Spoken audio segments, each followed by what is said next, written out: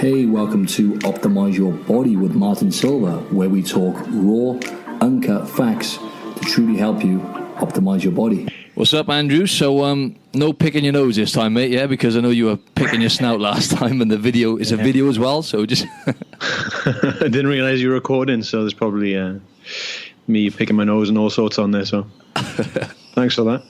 All good, man. So, should we just get into this one then? So, obviously, let's talk about healthy habits to help you lose fat. I figured we better go back to losing body fat. Always get more hits on these ones, Drew. Yes, sir. So, yeah, first of all, though, and I'd like us just to run through quickly, the big rocks that we always talk about before we go into, the things, the tips we have, because we need to make sure listeners get their priorities right. So, with your clients, Andrew, or just in general, what are the most important things when it comes to losing body fat and getting in shape, just to recap? For me, I probably put sleep as one of the number one factors, just for controlling your hunger levels and obviously for overall energy, really. And it helps you make good decisions in the day. If you had a poor sleep, you're more likely to make rash decisions when it comes to nutrition and training. You're going to have a poor training session as well. I would obviously drink plenty of water, prioritize strength training as a modality over anything else to start off. We'll definitely focus on tracking your movement and kind of steps you do each day and NEAT, which is non-exercise activity thermogenesis. And for the most part, eat whole natural foods where you can. Great.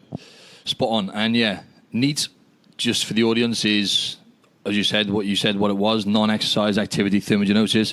Essentially, it's just the calories you're burning, really, when you're not aware of it. So just day to day, walking around, cleaning the house, as you've explained before. So always focus on that. But yeah, Andrew covered the important things then. What tips have you got for us, mate? Give me your first tip in no order of priority. So these would be habits to avoid if fat loss is a goal, right? Yeah, that's cool. So I would say this may be a little controversial, but I would say overeating healthy foods.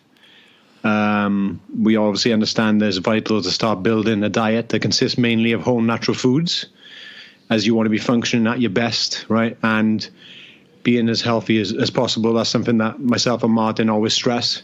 However, you must be aware of the laws of thermodynamics with calories in, calories out, and energy expenditure. We know that we can still, as we eat healthy, we can still overconsume calories and be eating in a calorie surplus rather than being in a calorie deficit, which is needed to burn body fat and drop weight, essentially. Sometimes so-called healthy snacks nuts and I guess mangoes and things like that do come with a high price to pay, right? Because you get a small amount of volume from them with a huge amount of calories. So that's point A, really. We can overeat healthy foods. Yes, essentially you should be pushing towards a diet that is mainly built of whole natural foods. But people say to me, I eat healthy, and then I break their diet down, and I still see that there is overconsumption there. So exactly. And just to clarify, it is a lot harder, though, to overeat healthy foods. But as you were saying then, and is what you deem to be healthy, right? So mango, for example, when it comes to fruit, I think a mango is 80% sugar. So it's probably one of the most sugary fruits. Not to say it's bad, it's got nutrients in it, but that's just an example of something which could actually stimulate appetite and, maybe cause you to eat a little bit more. But, yeah, you can still overeat the good stuff. It's just a hell of a lot harder to do, right, Andrew? When you're eating proper... when you're talking about vegetables, when you're having vegetables with most meals, for example, even that alone makes it a little bit harder to overeat, right?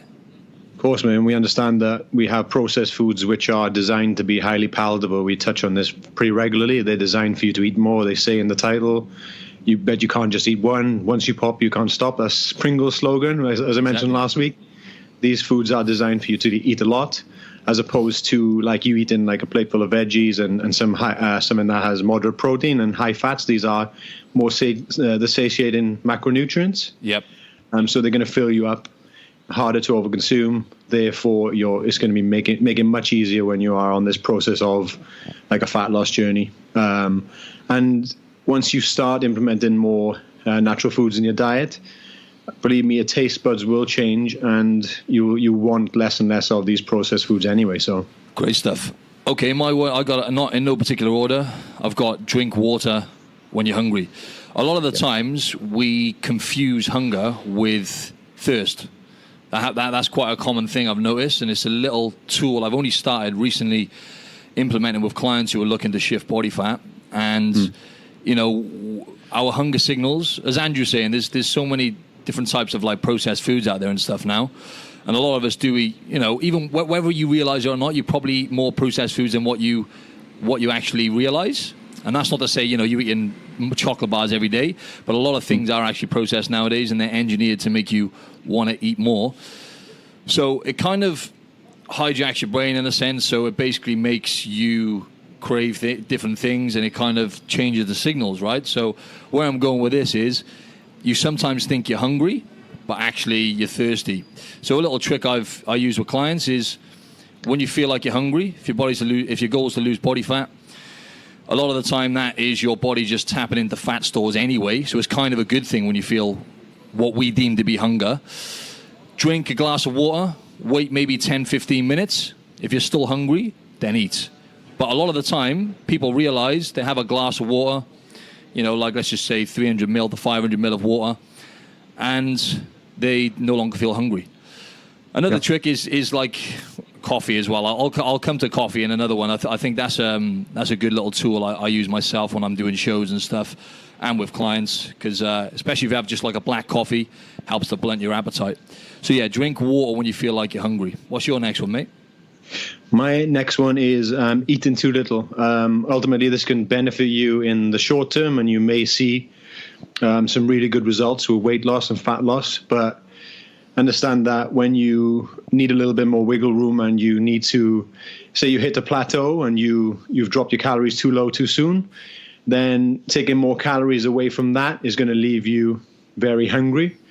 And it's going to have a whole host of other things that are going to cause you issues as you strive for like weight loss and fat burning, such as like irritability, poor energy production.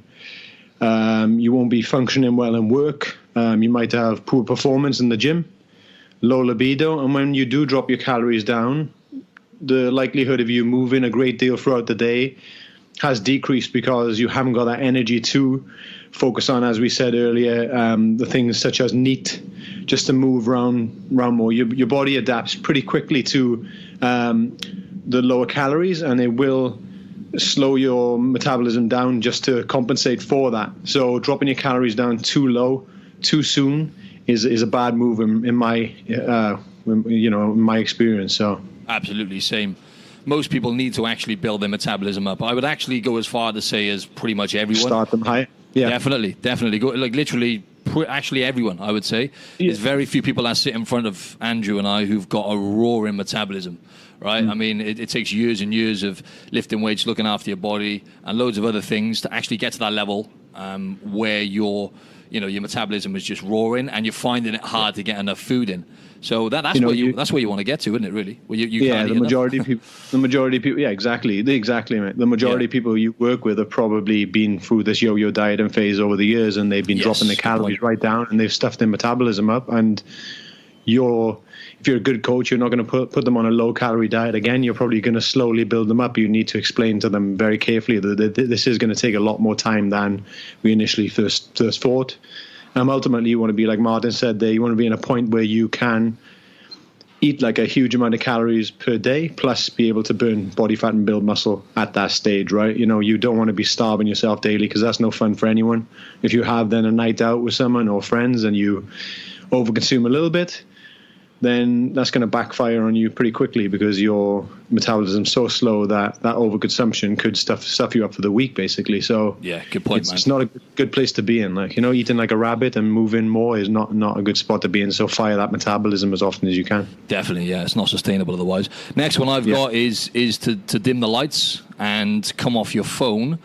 And ideally, any screens, really, even the TV if you can, but you don't have to go too drastic with it. Just come off your phone an hour before bed. At least an hour before bed, I would say. And I can actually identify with this now, because obviously Andrew and I did the last episode on social media. And since we did that, I was talking about stuff, and I'm really trying even harder now. After the stuff we talked about, I wasn't really kind of practicing what I preach in a sense. I was, but I'm still actually getting sucked in more than I actually am aware of. Sometimes I'm like, I'll go on my phone, and I'm like, literally, I'm doing it. I'm more and more aware, and I know most of the time when I'm wasting time on social media or whatever, but I still get sucked in, and I'm like, shit, I'm doing it again. And several times a day it's happening still. So anyway, I just wanted to say that I thought, right, let's try this week now, make more of a habit of just coming off my phone at least an hour before bed and turning the lights down. If you can literally live by candlelight in the evenings, candle lights, right? Dim the lights, because most people, again, like I say, like the majority of people are not getting adequate sleep or get not even adequate sleep. The sleep quality is more important than the duration, right? And this has been proven. So if you come off your phone at least an hour before bed, dim the lights down, put the candles on, yeah, and prepare yourself for a good sleep. This is an absolute game changer because there is a direct link between poor sleep quality and weight gain. Andrew alluded to this right at the start of the podcast. You know, you're going to make poorer choices the next day. You're more insulin resistant the next day. Even after one, it's been proven in certain studies, even after one night's bad sleep, you know, you're more insulin resistant, which means, you know, you're more in a fat storing mode, if you like. So focus on that sleep quality. We've mentioned this time and time again. Invest in a good set of blue light blockers, okay? And because even the lighting in your house, you remember the whole point in turning the lights down is because even the artificial lights in your house are emitting all this artificial blue light, which destroys melatonin. And I think blue light blockers have been proven to actually preserve melatonin by up to like 96%. So yeah, turn the lights out, put the candles on, get yourself a good set of blue light blockers, which are like, by the way, they're just glasses, which you wear, which block the blue light. And yeah, that should be a game changer. I've actually started doing this with clients, but people struggle with it because a lot of us are hooked and addicted to our iPhone. So if you can just make that a first step, come off your phone at least an hour before bed, dim the lights down, candles on, great first step for fat loss, I think. Yep. And again, like you said, then it's quality of sleep rather than quantity, right? Some people say I had a good sleep, I had 7 hours, but sometimes we're not sleeping for that 4 or 7 hours. If we're stimulated just before bed, watching Netflix, or we're checking our emails or Instagram, that stimulation is going to keep us up for a while and not give us quality REM sleep, right? So definitely. And I think avoiding caffeine as well, right? I'd say after probably don't have caffeine after 2 p.m. Probably. Yeah, I'd say 2, 3, 4. Like if you depend on what time you're going to bed, but it does have a 5-hour kind of shelf life. So 5 hours after that, you're still going to be stimulated. So yeah, exactly. Yeah, that's it. So yeah, just try and focus on sleep quality. Just to play it safe, I would avoid caffeine after 2 p.m. because even though you might be listening to this saying, "Oh, you know, I sleep great," and you might well be one of those people that can have, you know, a coffee before bed and still sleep, but it still affects that REM sleep quality. So yeah, what's the next one, Drew? Hit me. Next one is eating foods that contain the word diet in, like diet bars, diet shakes, and other options that they say they are for weight loss in the supplement industry. They kind of push this, particularly it's more prevalent being aimed at women, to make you purchase them as if it's the magical answer for weight loss, right? But as we know, there are really no magical foods for dieting. Yes, obviously we want to promote whole natural foods. We also need to eat in a calorie deficit, right? We're aware of that, calories in, calories out. So when looking for weight loss, or if you are doing a cut or you're dropping your calories, like using these kind of diet options is a bad option for you because for the most part, they're highly processed, as we alluded to earlier. And the biggest thing I can say about them is that they're not very satiating, so they're not going to fill you up. So say you had like a diet bar for breakfast, that's probably going to keep you full for maybe, for myself, 30 minutes to an hour. So ultimately, you want to look for the foods that provide you with a big amount of volume for the least amount of calories, coming from whole natural food sources rather than coming from a diet shake, which is bullshit anyway. Okay, yeah, definitely. And when you say a larger amount of volume, you mean kind of like fruit and vegetables, which you got fewer calories in, lots of nutrients and fiber and whatnot.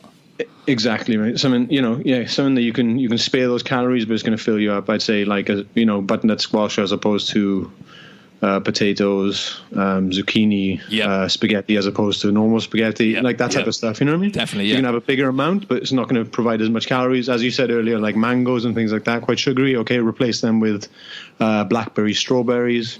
High fiber content, lower calorie content, and so on. And talking about the law of thermodynamics, and we're off. Spit it out, kid. The law of thermodynamics. There it is. Let me spell it for you as well? Yeah, if you don't mind, mate. Basically, calories in and calories out, right? So some people listening to this, there is the IAFYM crowd, right? If it fits your macros, and don't get me wrong, right? It can help. It can make getting in shape a little bit easier when you have more flexibility in your diet. I'm not going to deny that, right? When you need to, basically fit whatever your goals are into your lifestyle one way or another, right?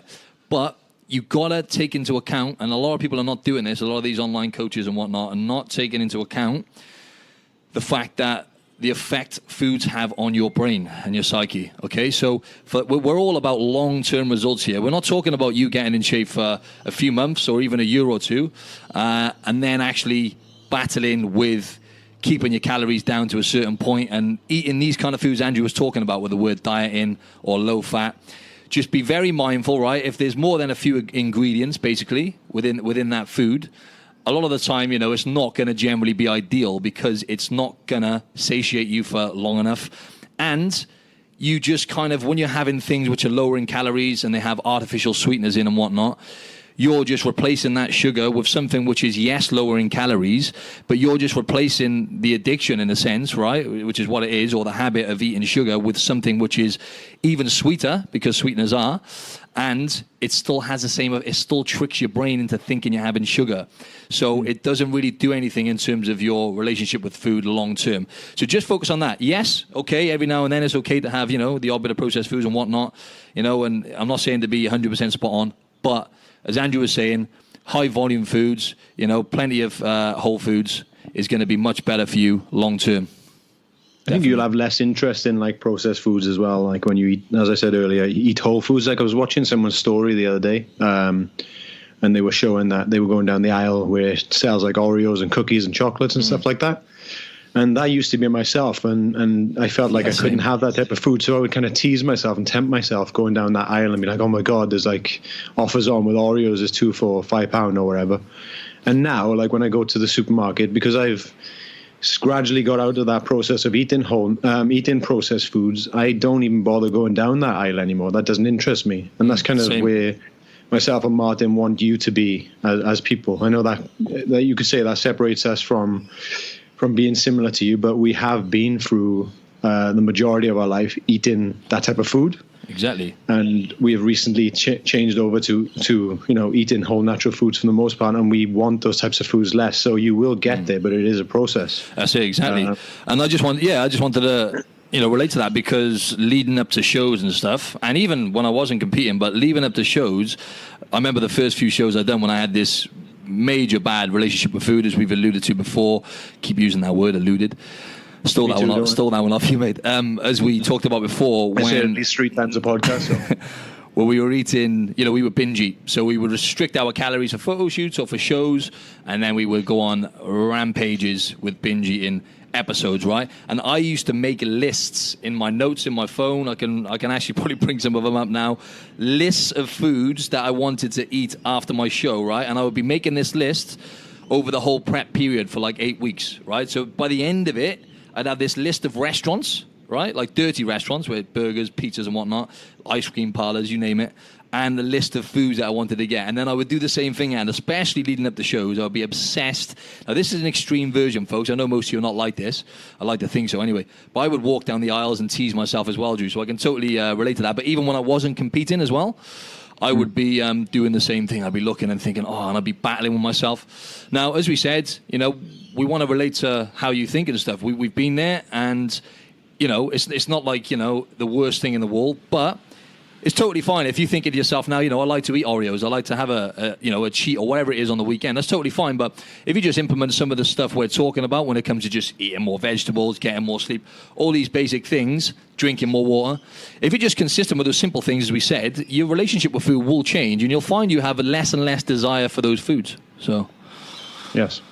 So next one for me, mate, is avoiding carbohydrates for breakfast, right? And I don't mean, extreme. I just mean, as Andrew and I have talked about before, we've tried this with clients ourselves, and just having a lower carb breakfast, maybe I should say. So you're having, let's just say, eggs for breakfast. Just use like an omelette, for example, or in one way or another, you're getting those eggs in, because in an egg it's just protein and fat, right? And not to mention lots of other nutrients as well, vitamins and minerals and whatnot. But there was an actual study recently. I just wanted to quash this myth, if you like, right? Because there was a study saying that it was like almost going back in time. My client actually brought it up to me, and then I checked it out. And it was, if you have anything more than 3 eggs in a week, it can lead to cardiovascular disease, all this kind of stuff. Lots of these ailments, right? Which is just absolute bullshit. Did you see that study, End? No, but I've had a client being told by literally today. I had a conversation with someone about regarding that, and how his cholesterol is high and this and that. He should go on medication, and he's just increased his intake through eating eggs. And I had to send him a lot of information and studies just to falsify what the doctor has said, man. It's mate, it pisses me off. It's so unfortunate, because he's starting to make these really good changes with his physique and his diet and his energy and things like that. And like the doctor keeps, I'll come to another point where the doctor said in one of my points later on, but it's just really frustrating. And that's not me bagging on doctors, because I understand that they're very intelligent and they work hard daily, and they see a lot of clients, and their time is limited with that person. But sometimes they are, when it comes to nutrition, they really dishing out. They're not really up to date, and they're dishing out some of the wrong information. And it can become really confusing for your clients, and it makes your job harder. But luckily, his sister is a doctor, and she kind of backed up what I said, which was great. So great stuff. And that's exactly the conversation. Well, I had a conversation with my client as well. She came in and she was like, "Oh, have you seen this new study on eggs?" And she was like, "It's been done on thousands of people. Like, they're pretty conclusive studies and stuff like that." And I was like, and then I just before I even looked at the study, I just explained to her, the thing is with these studies is they do not. I think this is a long-term study. This is the thing, and she's a very intelligent girl. She's also a doctor herself, and she was like, I mean, what do you think of it? Like, it's got to be. And I was like, no, the thing is, they don't take into account, they didn't mention anything in the study factors, about lifestyle factors, exercise, sleep. What are they eating? What's their food like? Are they smoking? Are they drinking? Are they sleeping right? Are they stressed? It's like, so you're trying to tell me that all these people were perfectly healthy people, which, as you said, Drew, like most people think they're eating healthy, and like 95% of people are actually not, right? And I'm not saying that, I'm not trying to knock people down, but like they're not eating as healthy as they think for a start anyway. And that alone, and then you've got all these other factors, as I said, are they actually moving enough? Are they getting enough movement? Are they training regular? They didn't take any of this into account, right? So for them it really actually pisses me off, these studies, because for them to say eggs, right, is what the cause was for whatever diseases these people had, like heart disease and whatnot, is an absolute joke. And I just wanted to talk on this note about cholesterol as well, because our body produces 70%, the liver produces 70 to 75% of the cholesterol in our body. What does that tell you? It tells you cholesterol is an essential nutrient. The body produces it to keep you alive. And actually, the body produces the equivalence of around about 4 egg yolks of cholesterol a day. The liver produces that, right? Cholesterol is important for absorbing nutrients, to fight infections, for digesting fat and metabolizing fat. It's actually a really, really important nutrient, and the highest abundance of cholesterol is found within egg yolks and animal offal, such as chicken livers, lamb livers, and whatnot. Sorry if there's any vegans listening to this. But, so, I was just going to say, if you can, for breakfast, try not to eat bread, for example, cereal, those kind of things. Try and avoid those things for breakfast, even even if you can not have any fruit for breakfast, right? Fruit's healthy, eat that maybe another time. But the thing is, with bread or any carbohydrates like cereal, fruit, is they can actually stimulate appetite. And I'll just give you an example now. I'm trying to build muscle, so I'm intentionally eating more carbohydrates. I'm actually eating more sourdough. I'm eating white rice. I'm eating fruits because it's stimulating my appetite, because I want to eat as much as I can, right? If I'm cutting down for a show, there's no way am I going to be doing that. In the morning, I'm probably going to be having a super high-fat, high-protein breakfast, such as eggs, right? So I'll involve eggs. I'll have some avocado, maybe some lean meat as well, maybe even some steak, some steak or some salmon. nuts, all those kind of things, right? Although they contain more calories, they're going to keep you satiated for most of the day, really. So try and avoid the things I mentioned for breakfast, and include eggs, I would say, into your. What would you say about that, Drew, for breakfast? Yeah, I agree, man. And also that if you have, if you're a trainer listening to this and you're working with clients who have high anxiety and who are highly stressed, then a better option for you in the morning is probably to cut back on their caffeine intake and then promote such a breakfast that Martin talked about then, such as like a high fat, moderate protein, lower carbohydrate breakfast. That should work better to just calm them down and give them a better morning going into the day, really. Yeah, absolutely, mate. What was your next one, mate? You got another couple for us? That kind of leads into my next point, I guess, because it is kind of another myth is that if you eat fat, you should avoid fats to lose fat, really, right? That's another myth. But arguably, fats, as we've just discussed, is one of the most satiating of the macronutrients, probably second next to protein. And as with protein, it's one of the more essential macronutrients, is one of the essential macronutrients. I think we've been lied to in the past, thinking that eating less fat makes you reduce your fat. But ultimately, you could say now eating fat makes you thin, right? It seems like a bit contradictory, though. We should say that, like, ultimately you want to keep in your diet, add fat like egg yolks, which are high in cholesterol, good for building strength. Lots of B vitamins and nutrients as well, yeah. Yeah, good quality sources of fatty meats. I would always say that, like the better quality, you're ingesting certain things that animals take in as well. People will argue against it. You don't need a quality meat. Personally, myself, I would always look for good sources. Makes me feel better. Yeah, so you mean like grass-feds? Yeah, grass-finished type stuff. How do you get on with? Can I ask you? How do you get on with fish out there, mate? Do you get wild fish out there? You get some good quality fish? I've had the same source as I get salmon from a place that I get my meat, which is why. Sorry. My Siri then.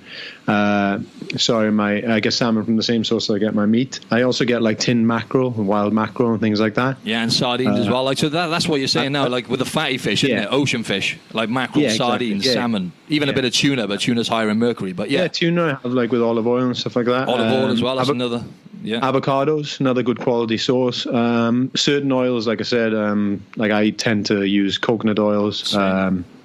Coconut yogurt as well. You introduced me to that. Coconut. I do, mate. It's yogurt. Good. Yeah, you can get I say yogurt now, mate. It's Australian, isn't it? Yogurt. It's yogurt in the UK, isn't it? Do we say the yogurt here as well? I think, yogurt. Right? Yeah, so coconut yogurt. Tomato, mate. Who knows? Exactly. Coconut yogurt. Like, what you're looking for is for health reasons, reduce cardiovascular disease, especially as I get older. And ultimately it's delicious, but it's also going to keep you feeling fuller for longer, right? Definitely. So if you are in this process of dropping body fat, again, we said earlier, processed foods are going to make you want more, not very filling. Fats are going to fill you up, make you feel more satiated leading on to your next meal. So. Absolutely. But at the same time, I just want to revert back to what you said right at the start. You can still overeat the good stuff, isn't it? Yeah.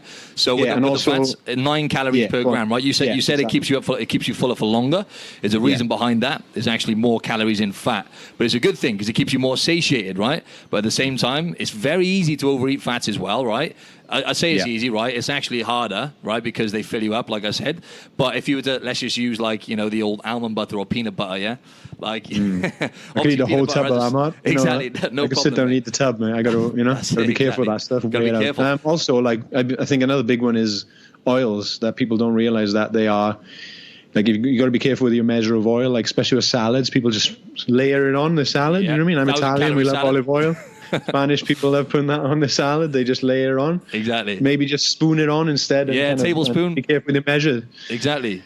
That's it. Just especially with olive oil. What's a tablespoon? 120, 150 calories. Exactly. And it's like olive oil, which is like one of the most nutrient dense kind of like plant-based foods you can get out there. It's so good.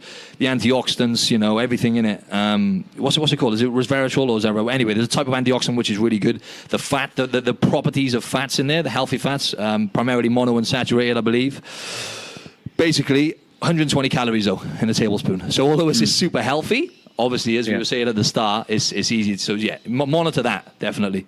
And if you're cooking in it as well, same thing. Like spoon it out rather than layer it on, because it could be the difference. Yeah, the peanut butter and almond butter. Yeah, exactly.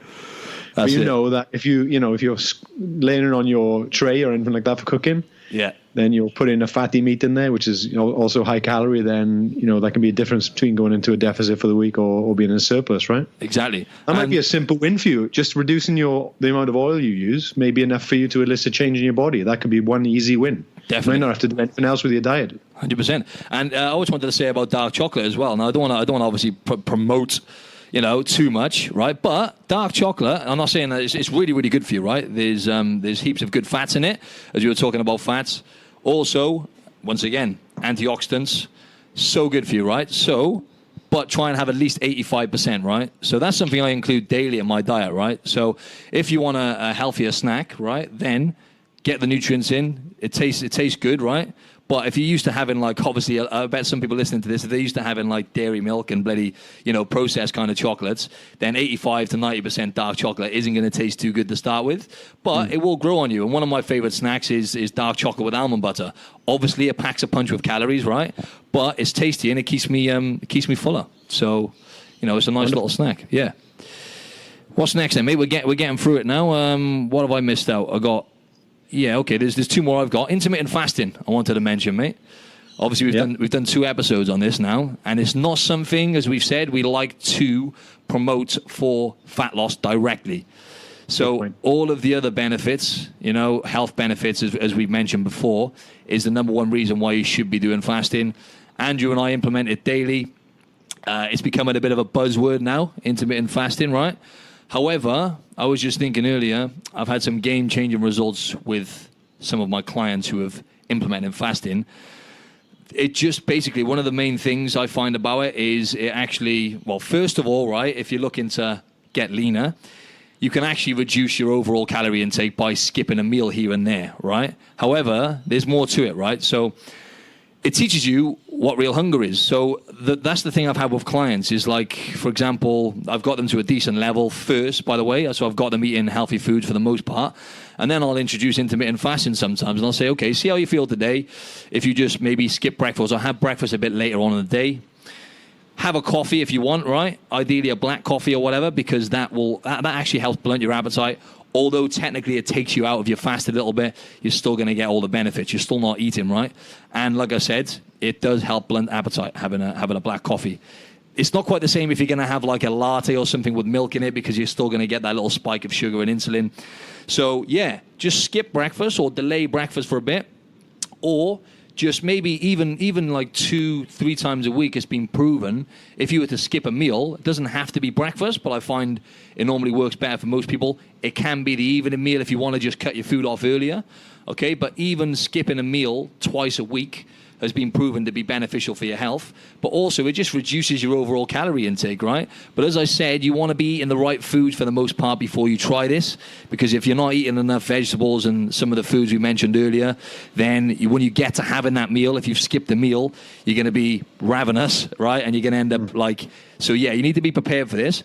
But intermittent fasting, I find, is a really good tool to use, providing you're eating healthy foods, because, as I said, it'll reduce your overall calorie intake generally, right, for the day, and it teaches you about what real hunger is. It teaches you, actually, I can go without this meal, and I feel totally fine, and in fact, most people actually feel better energy-wise, so... But you need to be in a good place, right? That's what you're trying to say. Definitely, mate. And that leads me on to my final point, is that, like, people keep saying that doing the keto diet is superior for fat loss. Yeah. And this is a myth I'd like to dispel, because it's been driving me a little crazy lately within the industry. Bearing in mind, it's been around a lot longer than all of us who currently work within the industry. But there's 2 examples that spring to mind when I come to this. Now, I mentioned the client earlier who was told that he should avoid eggs and lower his cholesterol. Well, he went to the doctor a few weeks back, and the doctor told him that he should be either doing keto diet or, lo and behold, what you just mentioned, intermittent fasting for weight loss. And the reason this drive me insane is because I've been working with this client now probably for 5 to 6 months. And like, I've been working hard on implementing good habits, and like, he's starting to see some great results from it. Like, not only physically, but he's sleeping better, moving better, his energy has improved. And what I'm trying to say is he's nowhere near the stage of being knowledgeable enough to attempt something as extreme as the keto diet. Like, he doesn't have the full awareness of different food groups, the amount of calories he's consuming yet. So like, for the doctor to tell him and try and sell him on keto diet or intermittent fasting was, once again, the wrong thing for them to say, and that's what's frustrating for us as well. I know, and I'm just going to elaborate a little bit there. I'm just going to say, like, for most people listening to this, like it or not, you have absolutely no place. You have absolutely no place, or you shouldn't be trying the keto diet or the keto diet, is what I'm trying to say. Unless you have certain types of cancers, or you may have Alzheimer's or something like that, but it's just really restricting yourself again. You can't, it's just ridiculous. But that's totally right, and it's not sustainable. The amount of people I've come across who have done it without actually building up, as Andrew said, it's taken him 5-6 months, and it takes that long just to get. Not just to get started, but it takes that long just to implement a few a few behaviors that Andrew's client can sustain for the rest of his life. It sometimes can take you 6 months just to 3 or 4 different behaviors, like to implement them. One for some people, yeah, exactly. Yeah. Not even 3 or 4, yeah, literally one. They can, it's not a short road if you want to do this long term, right? But the keto diet, so many people just do it because they see it online. And the amount of people I have met that have just like done it, oh yeah, I lost loads of weight doing the keto diet. You might be able to sustain that for about 4 weeks, right? Lucky if you can get 4 weeks, do 4 to 6 weeks of doing it, and then you're going to rebound. So there are a lot of reasons they've lost the weight is because they're not including one macronutrient in their diet, so their calories have decreased as well, right? So. Exactly. And we know that protein and fats are satiating, so they probably feel fuller, so they're less likely to overconsume. But what happens then on a weeknight or weekends where your friends are going out and you see a carbohydrate and you're like, oh, I can't eat with you guys, I'm on the keto diet. You know what I mean? Exactly. That's where you're going to get frustrated. And this is another point I saw on someone's social media the other day. They have recently been doing I know this guy has been struggling with weight up and down for a while, and he's recently been promoting the keto diet on his social media. And the video was... it was a woman on screen, and somebody approached the woman, and the woman just kind of screamed in the guy's face. And then the caption read, "This is how I am when someone asks me about eating carbs. This is my reaction." Now, why would you want to? Exactly. Why? You know what I mean? What kind of exactly? Where are you mentally? Like, how is your relationship with food? If that's how you feel about someone asks you for a carb and it's causing you that type. I know it was a joking video, but if it's causing you that stress, exactly, and anxiety over it, why are you following that diet? You're not going to stick to it. You're going to fail. You're going to balloon up again. I'm sorry. 100%. And that's the thing. Like, I hate to say it, but a lot of people do like to brag about these things online. I've noticed it. Like, it's like, I'm doing the keto diet. This is what works for me. Blah blah blah. And I actually saw this. My client showed me this girl, and she's got loads of followers now, actually, and she's been constantly promoting doing the keto diet and doing high intensity training. And she whipped herself in shape for like the period of 6 weeks. She went away on holiday and she gained it all back and more.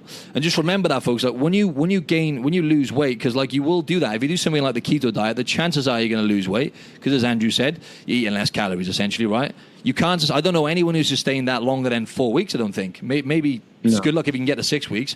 And it shouldn't be like that. You shouldn't be trying to get to a certain point with a diet. That's not something you can sustain for a lifetime. But I'm just going to say, if you lose weight and you gain it all back, right, even if it's not much, psychologically, it's a nightmare, right? You feel so shitty about yourself. That's it. It's horrible, right? It's a bad place to be mentally when you gain that weight back. And then physically as well, you actually you'll do some damage to your metabolism as well. And your body then becomes a lot less sensitive to carbohydrates, right? So when you do introduce carbohydrates back, boom, you'll balloon up, because your body will retain, you'll hold a lot of water. And, some certain studies have shown that actually you do produce certain fat cells. When you restrict yourself from certain foods, your body produces certain fat cells, which then are kind of irreversible. Your body stores fat in a different way, essentially. That can happen if you repeatedly try these diets. So if you can't sustain it for a lifetime, right, don't do it. Basically, it's just not realistic. You could do if you really want to try it, maybe just try it sporadically, like for a week, a few weeks, and then go back and then slowly reintroduce carbs again and see how your body reacts. But like, not to try and do it long term. I think unless you really have to, because you have some sort of sickness and that's going to help benefit you and get you over that, then go for it. But other than that, like, stop promoting it as the ultimate way for fat loss, because again, it's building up disorders in people that don't need it. Exactly. Anyone can lose weight for a few weeks. That's so easy. Don't get impressed by that, folks, right? Because Andrew and I have been there, and we've done that with people in the past, where we were learning and we didn't really know what we we didn't know anything really. Essentially, we did know how to whip people in shape short term, but that is not where you want to be, right? And I just wanted to say the first place you can start if you're thinking about the keto diet, right? As I said, we don't want to promote it. Maybe have a low carb breakfast, as I mentioned before. Maybe try and eat a little bit later in the morning, and just like try and, even if you go 12 hours without food, right, which most of that's done in your sleep, that's been proven to be beneficial for your health, right? Because the good stuff in your body is happening when you're not eating. And also, you know, as we said, it teaches you about what real hunger is. So maybe just trying to have a low carb breakfast might be the first step to changing your relationship with food, essentially. Okay, one more, mate. I know you've got a bust. I have one more here. It was, don't store junk food in the house. I've done love that. It's a short and sweet. I'll eat it all. That's exactly it.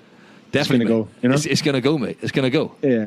Like I feel, and also don't try and eat everything in your cupboards on Sunday and then say I'm going to start on Monday, because that's another bad move as well, right? Exactly. I might as well polish it off and start afresh tomorrow. So have I. Yeah. So there's not much else to say about that. I've done posts on this before.